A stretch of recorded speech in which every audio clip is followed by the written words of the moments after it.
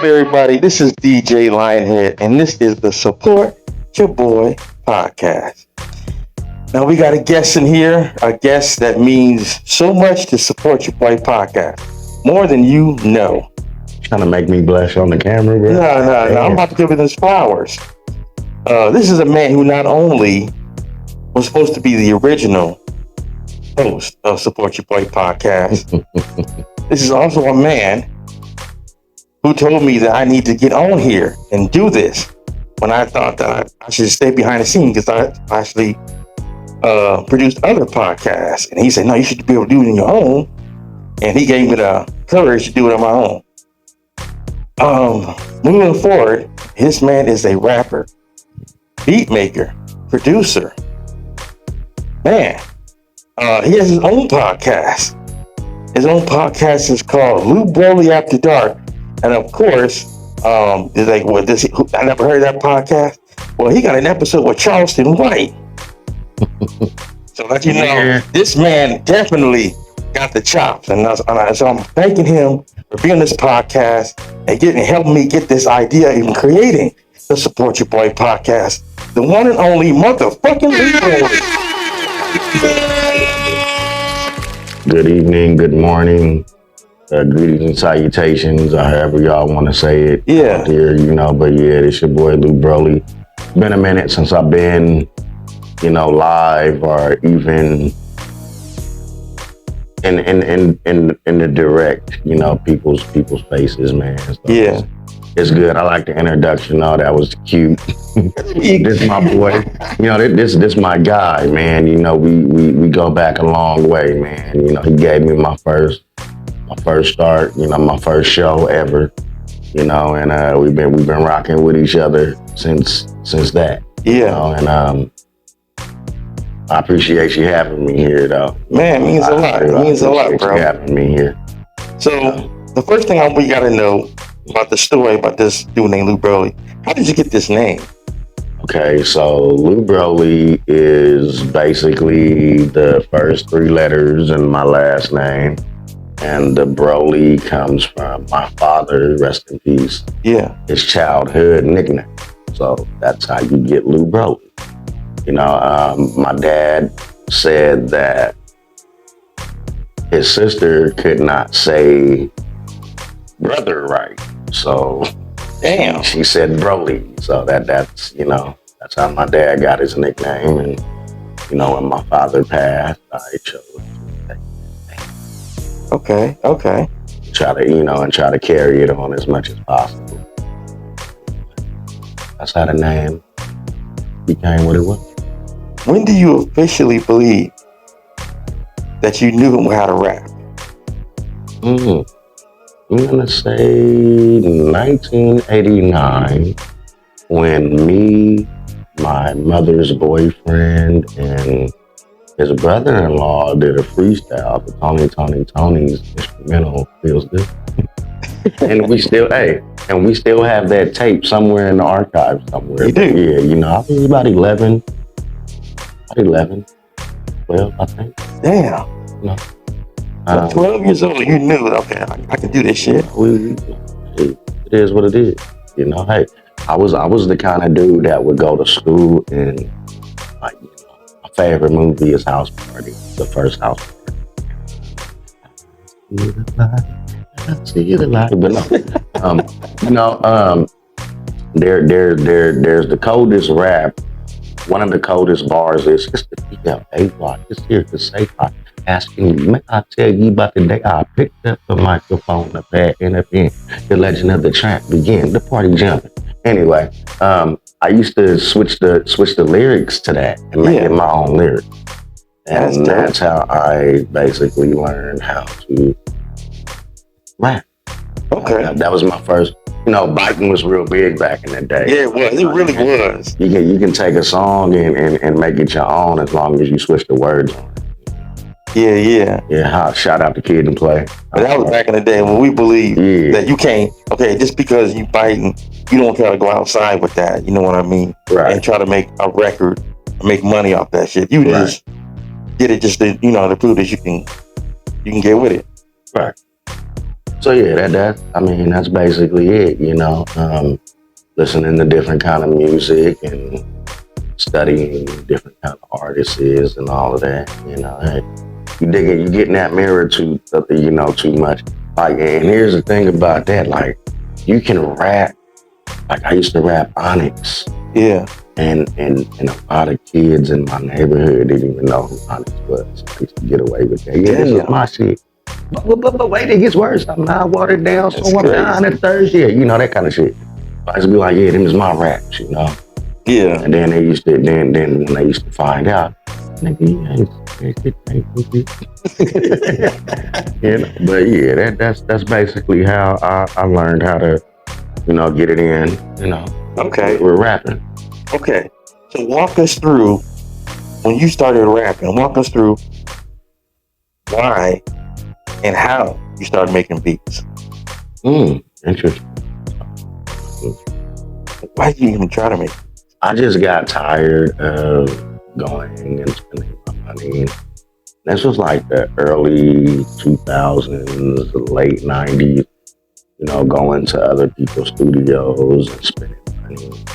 A lot of people don't know that I used to work with Ray Love back in the day, 99 and 2000. Everybody know who Ray Love is. Oh yeah. I gotta do all that. I used to go by Cat Daddy back in the day, but it was like, yo, listen, what's going on, love? How you doing? Anyway, I'm on a whole other situation too, but I'm here with y'all. But no, so to piggyback off that question is I just got tired of paying ridiculous amounts of money. Back then you can go to a home studio and you rapping in the shower. They got the mic in the bathroom and shit. No disrespect to the makeshift studios, because it brought me a long way. But it was like, okay, if you guys are making this much money doing this, then I should be able to do it too. Studied it, and I learned how to make beats by studying, looking things up, going to Guitar Center, messing with the little program, sitting at the drum machine and playing the drums freehand, on the keyboard. So, it's like, hey, yeah, I can get a program just like everybody else and work it, right? Yeah. So it is what it is. So once you learned you were making beats, and what was that first beat that made you say, "Oh shit, I'm raw"? The first beat that I made that I really felt like I was really sick with it, like that I really had it, was Bottles of Patron. Bottles by the SSI Boys. Shout out to Take Slim to Prince, Shitface, Tex, out of North Highland, Sacramento, but that was when I first knew that I really had it. Then when I made Lay It On Down. Lay It On Down is fire. Yeah, when I made that, I learned how to chop up Thriller intro on Sonar 6. It was. Yeah. So, I'm a Reasons guy myself. Yeah. I don't mess with none of the other dolls out there. Like, Reasons is the reason why I became a producer. Okay. I'm gonna tap into one thing you had mentioned about beat making. Shout out to all the makeshift studios. The makeshift home studios, you know what I'm saying? Yeah. Because those were, I think, where the real hits come from. Right. And then, they either would sell it to the, higher studio, right. motherfuckers. Like the acoustics. Listen, when you got your microphone stand in your bathtub and your windows are closed in your bathroom and that shower curtain is closed and the door is closed, you put that towel underneath that door, some of the best sounds ever comes to acoustic guitars, hopefully. Yeah.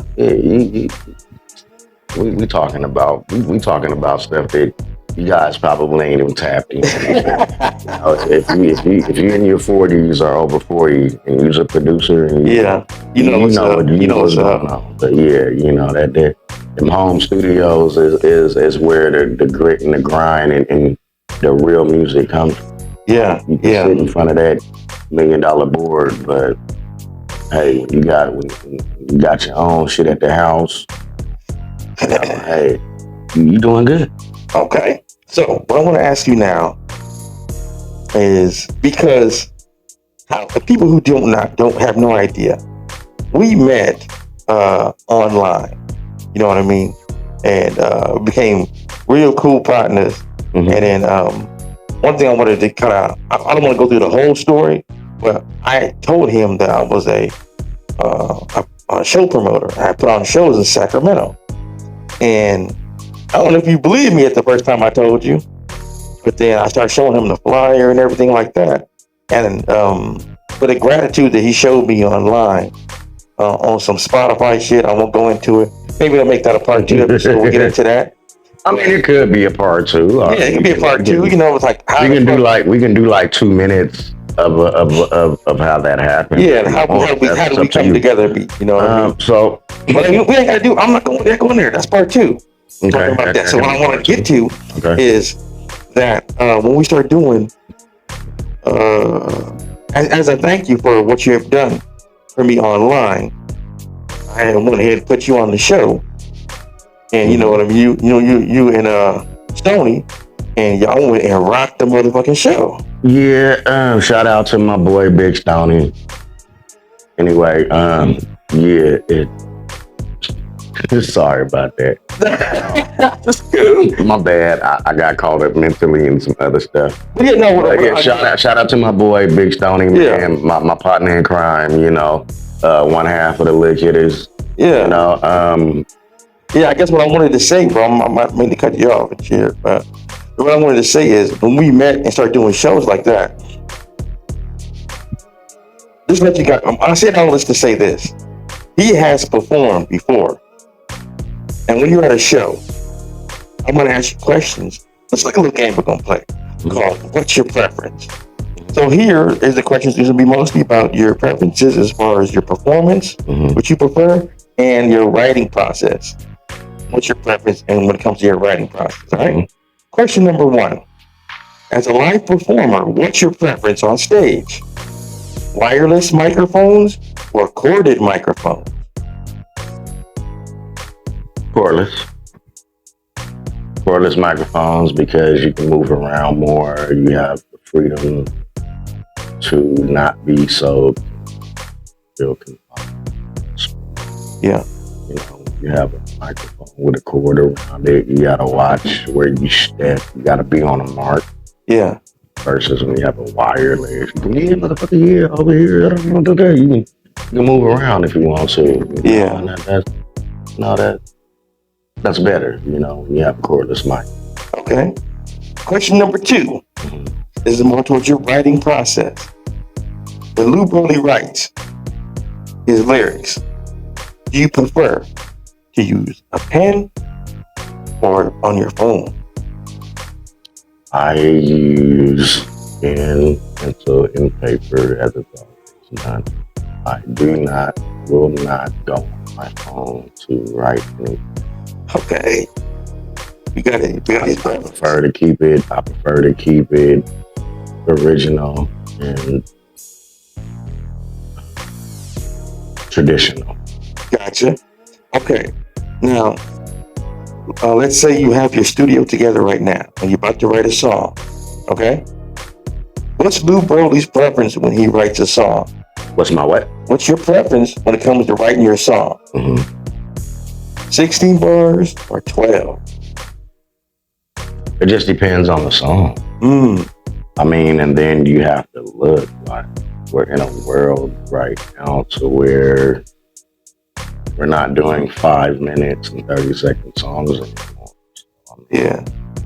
You have enough room to do like a hook, a 12, and then 2 hooks and the song is done. When you used to go 16 hook, 16, and then 12. Yeah. If you get what I'm saying. Yeah. If that makes sense. It does. You know, it's like now everything has to be shortened. So it's like, hey, now, I mean, if you're talking old school, I'd rather hit you with like 2 12s and an 8. Yeah. If that makes sense. Yeah, that makes sense. Like the first beginning of the song would give you a 16. Then maybe the second verse would give you a 12, and then, you know, last verse would give you 8, however the case would be. Okay. If that makes sense. Yeah, it does. It really does. I mean, it is what it is, but, you know, if you're asking like my preference, I just rather smoke some weed and go in there and freestyle. That's what I'm talking about. Straight off the dome. Yeah, straight off the dome. I like to hear that. Get it done, and then take it home and listen to it and jot it right down. Yeah. Okay, yeah, I didn't like what I said here, so let me put that there, and then you go to the studio the next day or the next week, and you know, you do your shit. Yeah. You know, but okay. Let me ask another question. Now, this is gonna be more if you're performing. Let's say, because your song, you got to start everything. Let's say it kind of does well, or people want to put you on the show, right? Mm-hmm. If you're on stage, Lew Broley, what's your preference? If the whole front row was just women, because they love everything, they can't even see you. Mm-hmm. What's Lew Broley's preference that they throw on stage? Bras or panties? So this dude right here is crazy. I like his question. For one, they out there. It's a dream.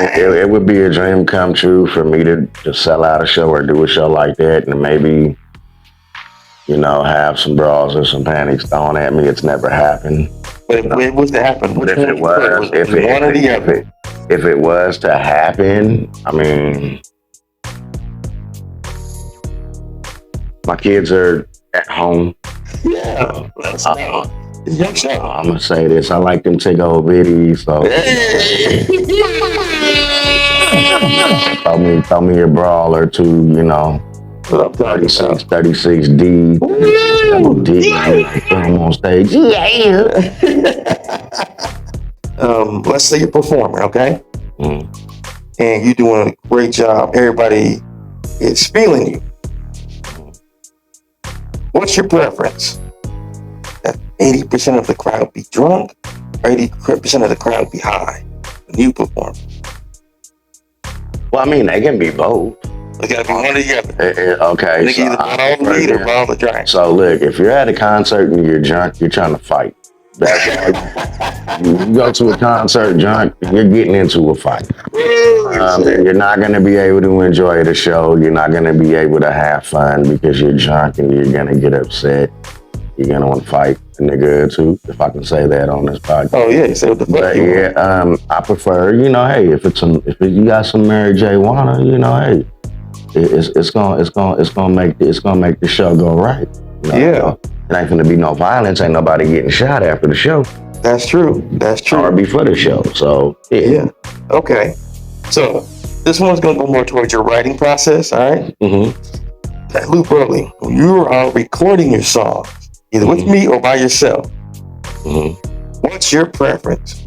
Punch in or full take every time? If I can do a full take without having to punch in, oh shit, this nigga asked me this question. Can I get a sip of that mango?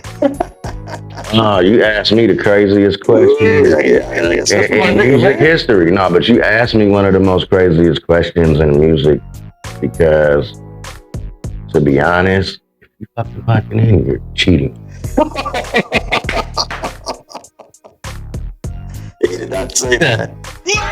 Yeah, if you're punching in, you cheating. Damn. Like you can't be a chopper rapper, right? Or you can't rap like Twister or Bone Thugs and Harmony. You punching in. If you can't go straight down the line with it, you cheating if you gotta punch in every couple of bars, bro. This ain't 1988. Shit. Damn. If you got the wind capacity for it, then you better do it. But if you chopping, if you like punching in and shit. That's crazy. Okay. I like a challenge. So Yeah. if you punching in, you're not challenging yourself if you punching in. Am I right? You're right. Like you're not challenging yourself if you're just a punching in rapper. Like you. Yeah. Mm-hmm. No. Okay, so ask other questions. I want to ask you here to make it quick. Yeah. Who was the first artist that made you want to rap? That first artist. Talking about rap or music, period. Music period made you want to do it yourself.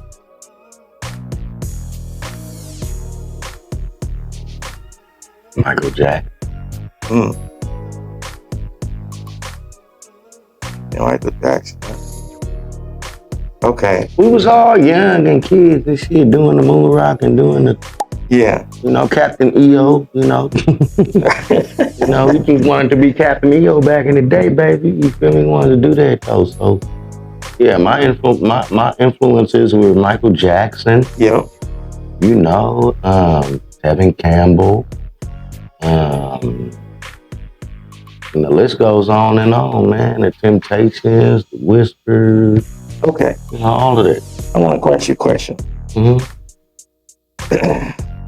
Let's see. The question I want to ask you is, do you think you can build a strong fan base without nobody fucking with you in your own hometown?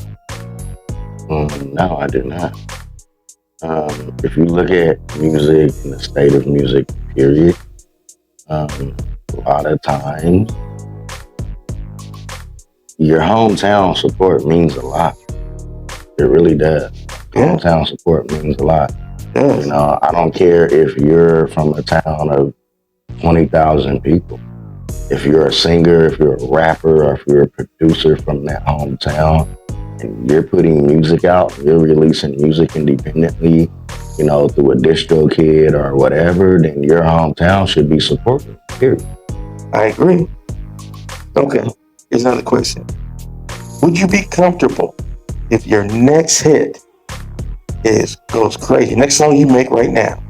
Next song you make right now goes crazy and it goes #1 in the US, right?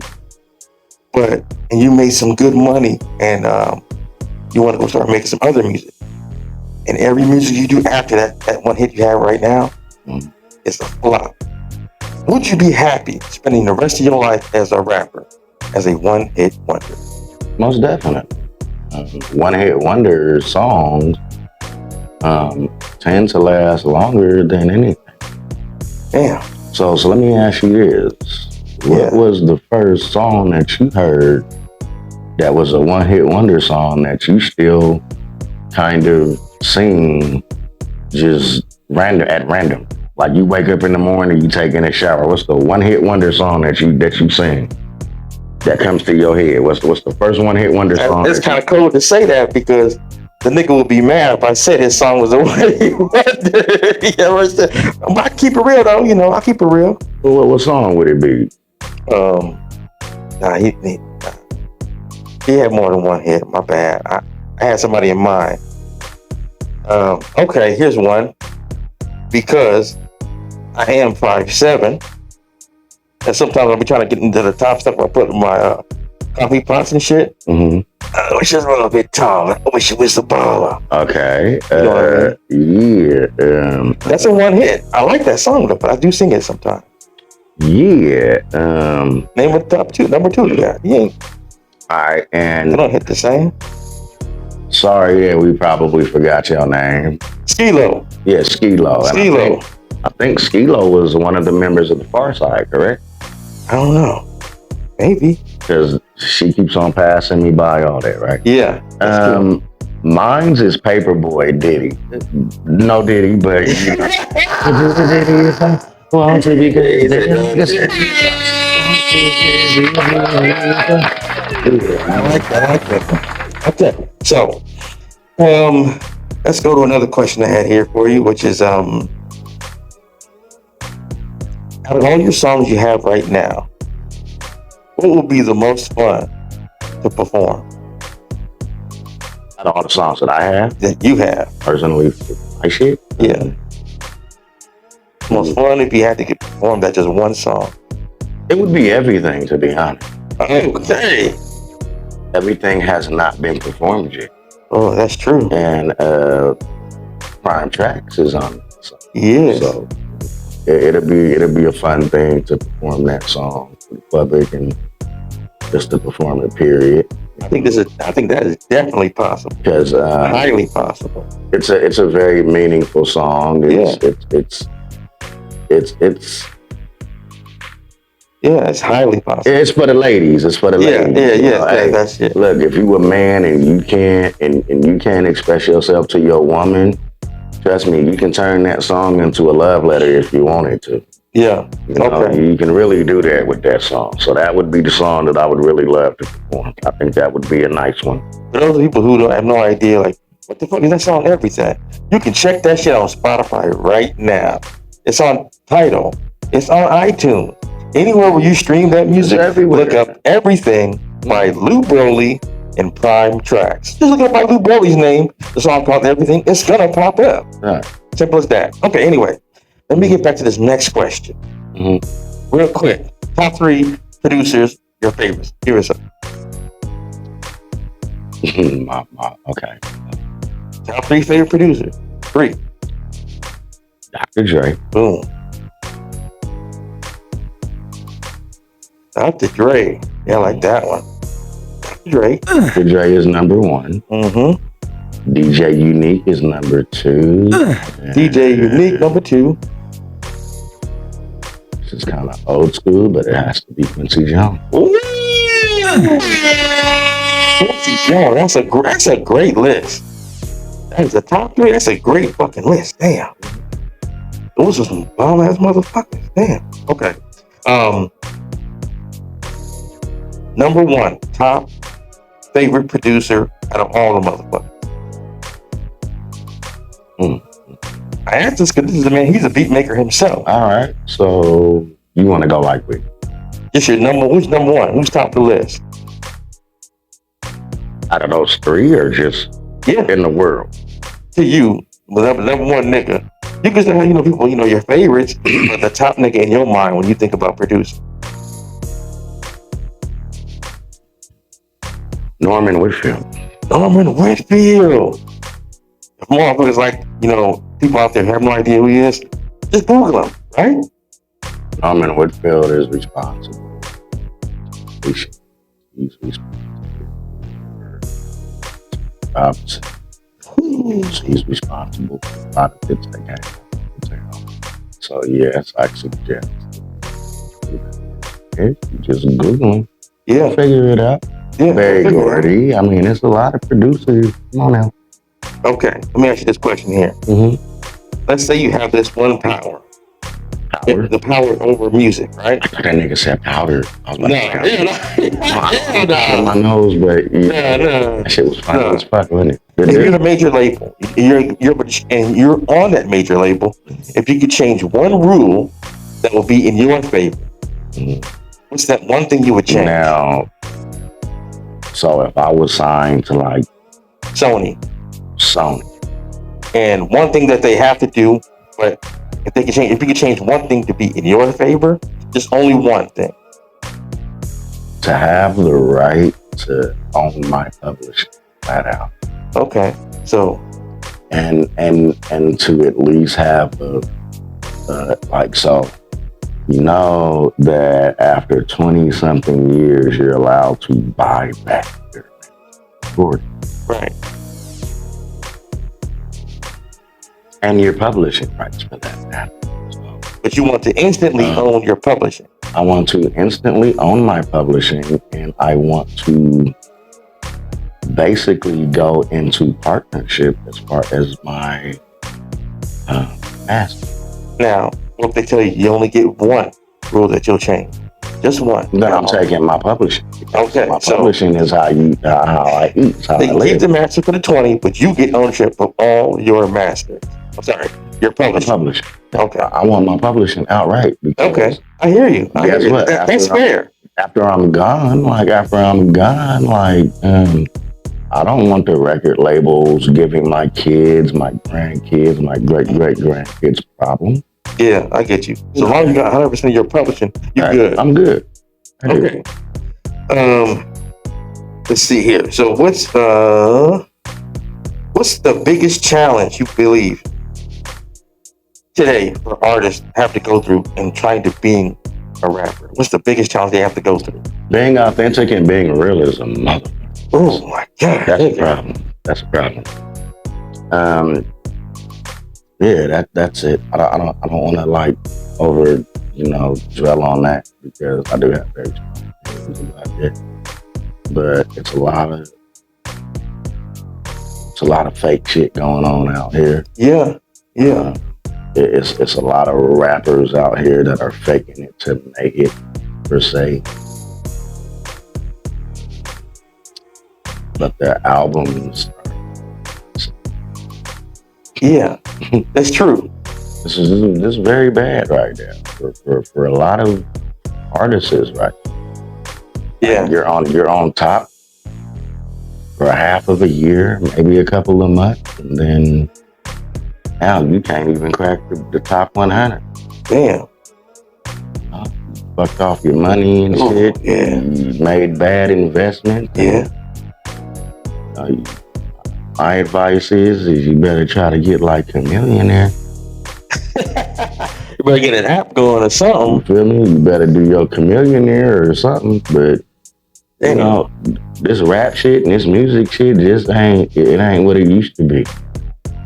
And you have to literally wear a costume and shit, come up with all types of different antics to remain relevant. Okay. I want to ask you some questions because for people who think that all he is just a rapper and a performer, you got him fucked up. I want to ask you some questions as a producer. Mm-hmm. Now, as a producer, I also know you actually recorded artists out here, in Northern California. Is that correct? Yes, I have. Okay. So let me ask you this question here. Mm-hmm. If you had your studio right now, right? Mm-hmm. An artist tells you, I'm coming through, I'm gonna pay you, I'm gonna prepay you, right? Mm-hmm. They come down and they ask you, they just say, I'm gonna prepay you. What's your, what would you prefer? This is kind of like a what's your preference kind of thing, but as a producer's edition. What's your preference? That the artist comes to the booth with his lyrics already wrote and memorized, or write that shit in the studio while you're getting everything together? I would prefer them to write their lyrics so they can have good how the song is gonna go or the album is gonna go. Because when you're making an album, it's like you're directing, writing a movie. So you have to look at production as not just beat making or writing. It has to be a production. It has to be a creative process. You know what I mean? Like, yeah. I've had people in my studio that they had to repeat the same line 75 times. Damn. Yeah. And if I don't like the way you sound, I'm gonna erase it. I'm gonna make you do it over and over again. I get it. And then I'm gonna ask you, what do you think that you can do differently here at this point of the song, or what? I'm not a control freak, or I wasn't a control freak in the studio. Like I believe that it's a team effort. You want to put out a quality sound. Right, exactly. It's a team effort. So I'd rather have everything. I'd rather the process be right then and there than you come with your lyrics already written. Yeah. Because sometimes you may have your lyrics already written, and that's what I don't like, is when an artist comes in with his lyrics already written and just goes throw on a beat, and the lyrics don't match the beat, the hook don't match the beat, the storyline doesn't match, nothing. It just don't match. Yeah. So, yeah. Okay. So here's another question. When it comes to you being a producer and in the time that you were producing artists out here, let's go to your beat making process. When Lew Broley makes a beat, where does he start? Drums or melody? It's kind of both. What comes first? Well, the drums are always going to come first. The drums are always going to come first, and then the lead and bridge, or however, just depending on what you're producing. But I'm the type of person who likes to build off of my drums. See, I like to know this question because I like to get point of view. I'm a melody brother. Right. I build everything off the melody, and then I go ahead and create drums afterwards. Right. And that's a good thing. Yeah. But there's greatness in both sides, though. That's what I noticed. Right. So there's greatness on both sides. Yeah. I mean, you can do it. Like I've done the leads and the melodies and all of that stuff too first, and then created the drums behind it, and it's still cool. Yeah. Okay. Yeah. I'd rather start with the drums first, and then let the drums talk to me and speak through me. Let my hands do the. Okay, let's say right now that you're pretty good in mix and mastering. Let's just say that you're pretty good at it, right? I haven't done it in a while, but let's just say right now I can. Okay. You're the time when you were doing it. I can hold a candle. That's all I can tell you. Like I can hold a candle. I mean, it's cool. Yeah. So now we know that it's cool. My ears are fine. Right. What's your preference right now? If you were making a beat and you're mixing and mastering it, would you rather have your hands and mix and master it, or use an AI app? I'd rather do it manually, which means I would rather have my hands fully in it. A computer cannot or does not know your feeling. Yeah. Feel me? Like a computer doesn't know how you feel about a certain key or a certain hi-hat or a certain drum. So if you're AI and everything, I ain't shitting on nobody new shit, but yeah, I wouldn't. I think you trying to get me to just be disrespectful tonight. And I want to be as professional as possible. Yeah, you are being. I don't without disrespecting, because some people just do AI. Like some people are AI producers. Some people. They AI lyricists and put that stuff out. I've heard it all. I've heard the new Tupac songs on AI and new Michael Jackson. And y'all making some kind of money out there doing that dumb shit. Yeah, I agree. I agree. Hey, it's cool. It's creative. Yeah. So last question I want to ask you when it comes to, that's not my last question. So the people out there who want to go check out your music, where they go look at? Excuse me? So the people out there who want to hear your music right now, where can they go find it at? On all digital music platforms. What do I type in? You got YouTube. You got YouTube Music. You got Apple. You have Spotify. I think it's iHeartRadio. Shazam, I guess. I don't know. Do you have an album out? Do I have a what? An album. No, I don't have an album out, right? Mostly singles. I got a lot of singles. A lot of singles. Yeah, I got. But you said your favorite one right now is what? I think I got about 13 of them motherfuckers out. Damn. You just gotta find them.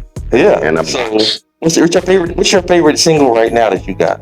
I'm gonna say Lonely Road is one of my favorites. That is a great song. And then Everything. Yeah. And then we do have The Hate and the Lay It On Down. Yeah. By my group, The Lip Hitters. All you guys have to do is search Lew Broley. That's LEW space BOR. BROLEY. Right. In your Google, and I will pop up. I'm gonna tell you exactly where to find me and my music at. Yeah. Okay. But what I suggest for right now is everybody listen to everything. That's a great point. You want to drink you some champagne and feel yourself. Feel yourself like that, ladies. If you want to hear some real men speaking real words to a woman, and wooing a woman, everything is a song. And the men, hey, you want to learn how to approach a woman, listen to the song. I'll teach you how to do that. I agree. Okay. So now we have those questions out here. One thing I wanted to ask you, because as we're kind of coming towards the end of the podcast, what can we look for next coming up for Lew Broley?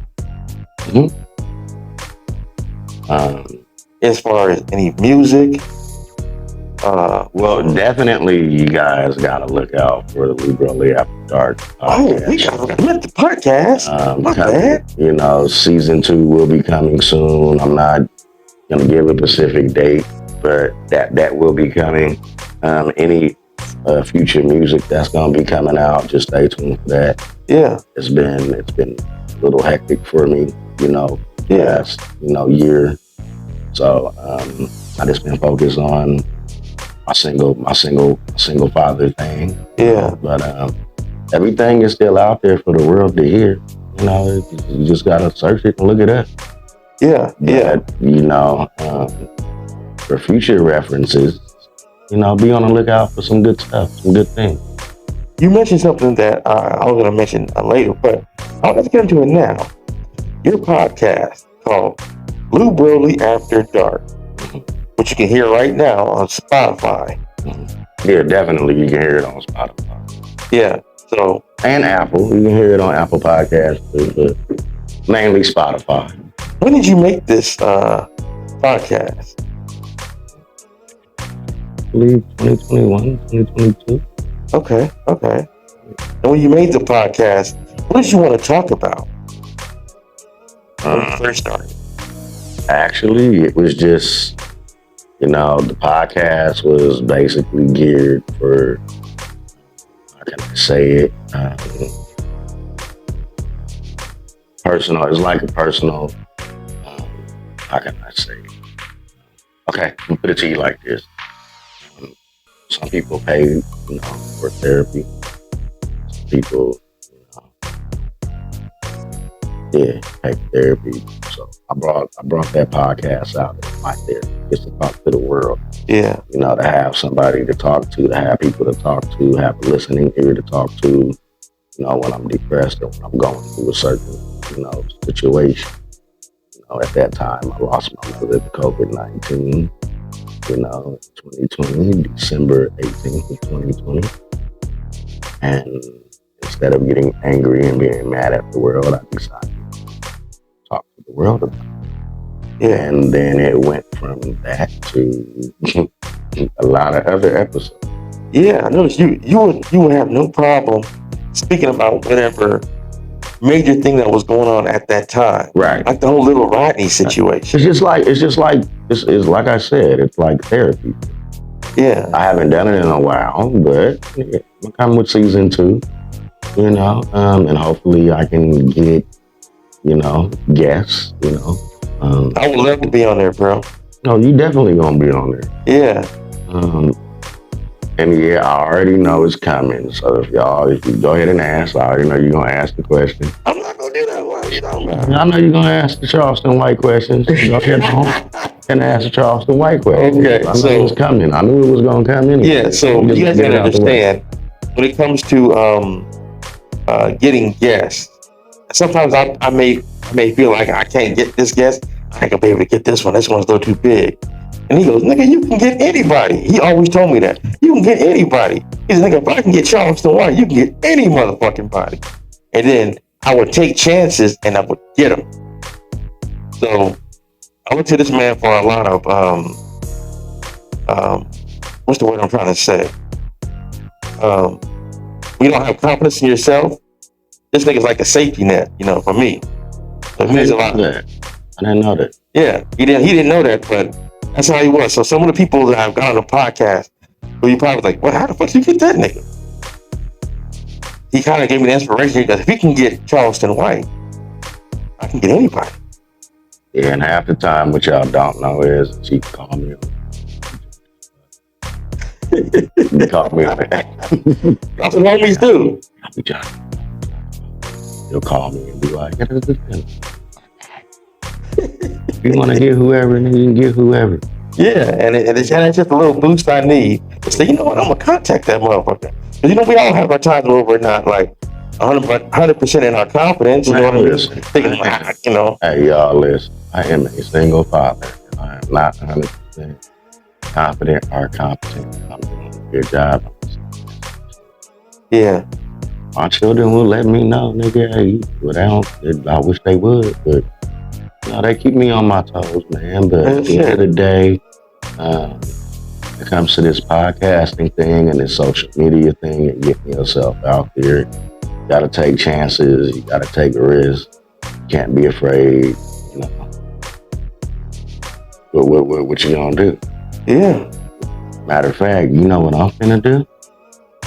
Cause I'm kind of sweating in this bad boy, so I'm finna let the receiver breathe. Hey, it's crazy, like it's that big old man stuff, man. Don't look, yeah. So it's hot in this motherfucker. I get it. So now that we know we got that podcast, make sure you go check that shit out, y'all. Look at that. Look at that. Yeah, I see it. That's wisdom. It's hot, man. It's hot in here, y'all. Yeah. So I gotta ask you this. This is gonna be my for the receding hairline. Everybody with the receding hairline. Yeah, man. I'm feeling you. Enjoy being older. You're getting older, man. But it was hot in here, so I had to take this motherfucking hat. Yeah. Okay. So I'm gonna ask you the last question. We're about to, come to the tail end of the podcast portion here. Mm-hmm. This is the hardest question I have to ask. Is there a chance that we can get Lew Broley back on the podcast? Yeah, most definitely. Yeah, I think the answer is yes anyway. I've been trying to do this shit. I've been trying to get here. I've been this for the longest, y'all. I'm telling you, man. It's not a problem. Yeah. Shit, it's cool. I mean, the time came. Sometimes people like, hey, when y'all gonna do an episode? Yeah. The episode is here. We got one. Not only that, we're gonna come back again. So get used to this man's face here, man. It's gonna happen. Yeah. All you gotta do is call me and I'm coming. Okay. So I'm gonna add, now we got that answer. I'm gonna go ahead and give something for you guys out here who about the podcast. I like to say at the end, which is if you support what I'm doing and you support seeing artists like this from the Northern California area and anywhere with any kind of content going on, show me a little support. Go ahead and subscribe right now on YouTube for the Support Cha Boi Podcast. Go ahead and hit that subscribe, like the podcast, and if you really fuck with us, leave a comment, even a fire emoji. Hey, a fire emoji. Oh, that nigga hairline is stuck on stupid something. Hey, it's a little love to us, man. I don't know what he was looking at. His eye was going one way. Something, leave some kind of comment. Yeah, let us know. Hey, shit, I want to tell you guys, I want to thank you guys for coming to Support Cha Boi Podcast. Until next time, guys. Peace.